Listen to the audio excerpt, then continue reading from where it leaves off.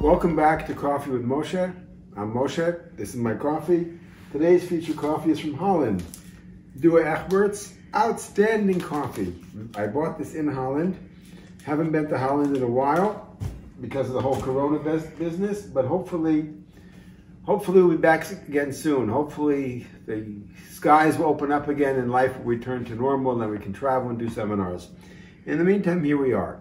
So tonight's topic is going to be aggression. I feel that aggression is one of the most misunderstood and misused concepts in Krav Maga. When I see Krav Maga being taught around the world, I have to be honest, I don't like it. I don't like most of what I see outside of our organization, and many of the students that I see, I feel they come here, or those who I meet, with complete misconception of what Krav Maga is about. They don't know the history, they don't know the purpose of it, and one of the most common things is aggression.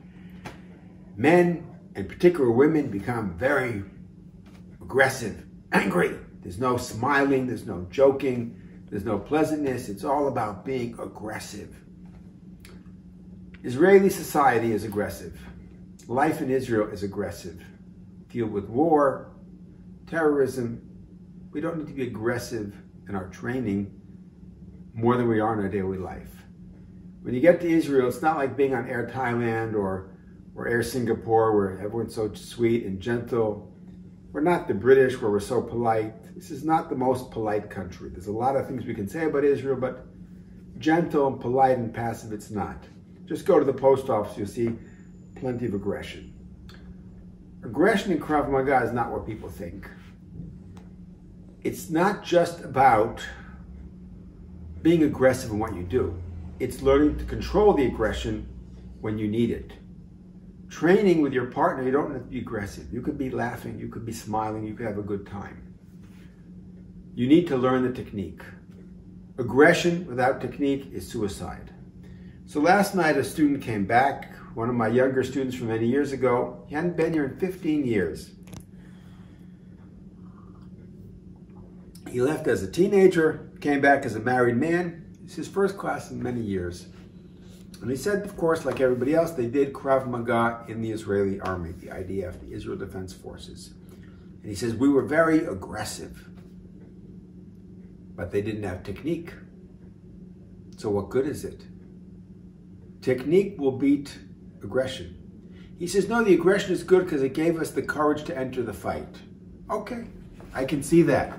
I can see that being cowardly will work to your detriment in a real life self-defense situation or in combat. You have to have a certain aggressiveness. But beyond that, aggressiveness will just take you into danger without caution.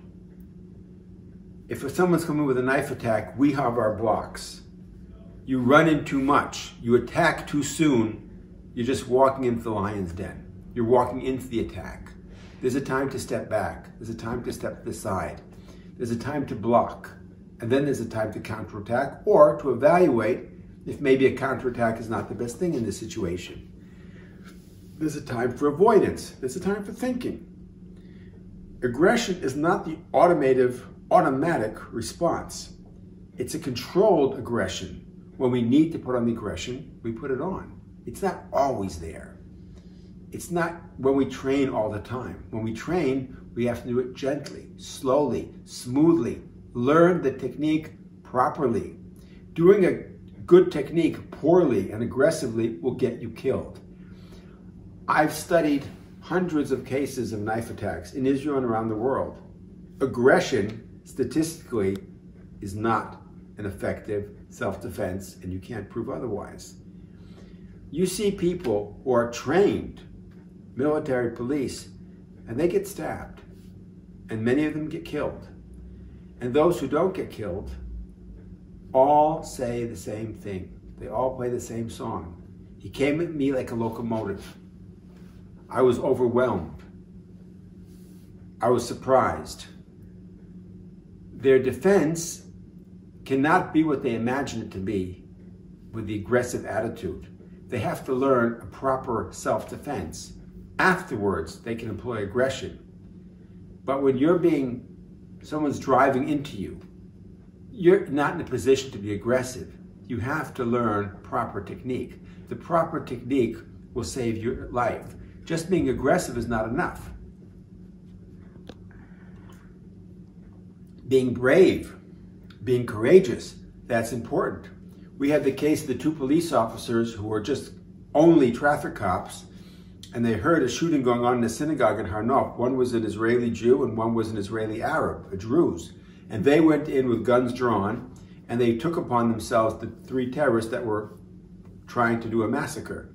Yes, that takes aggression, but it also takes bravery, it takes courage, it takes self-sacrifice. But they didn't just run in wildly aggressively, they went in controlled. When you shoot a gun, it's not aggressive. If you do shoot aggressively, you'll miss the target all the time. It's a gentle, controlled movement. We work on our blocks. We don't just charge in. So aggression is misunderstood. What do we see around the world? I see students, women even more than men, bang, bang, bang, bang, bang, knee kick, elbow, ta, ta, ta, ta, ta. And they think, wow, we're so great at Krav Maga. You're not. You're not. You're just doing an aerobic workout against an opponent. You're not doing any really good technique. Your aggression is actually covering up your flaws because you're going so aggressively that you and the spectators, the teacher, don't see that you're actually doing very poor techniques. It's like if you're playing the acoustic guitar slowly, if you're an Andre Segovia, you have to play correctly. If you're just grunge rock and roll, you can miss half the notes and nobody will know the difference. In fact, very often when they record live music, they look back and the musicians say, we have to overdub this because what we're playing is crap. But in a live performance, nobody can tell the difference because it's so loud and so fast. It's the same thing with Krav Maga. It's the same thing with martial arts. Aggression will appear to cover up a lot of mistakes. We won't see them. But in a real life situation, those mistakes will come home to harm us because aggression cannot replace good technique and aggression cannot defeat a good attack when that person is coming at you with force and you don't have appropriate technique. So my summary here is, I see a lot of Krav Maga around the world that's based on aggression, fitness, aerobics, looking tough, looking cool, bang, bang, bang, lots of knee kicks. The knee kick, by the way, is not the most effective method of self-defense, and it can easily miss the target, and if it does, it's very ineffective. The knee kick is not the be-all and end-all of Krav Maga as it's shown to be. Like you have these choreographed videos you see online where someone gets hit in the groin, but usually it will miss the groin. So you have an overemphasis on techniques that look tough, that look aggressive, but are in fact ineffective. We have to be very honest in our training and learn proper techniques and learn how to use the aggression as needed and when needed.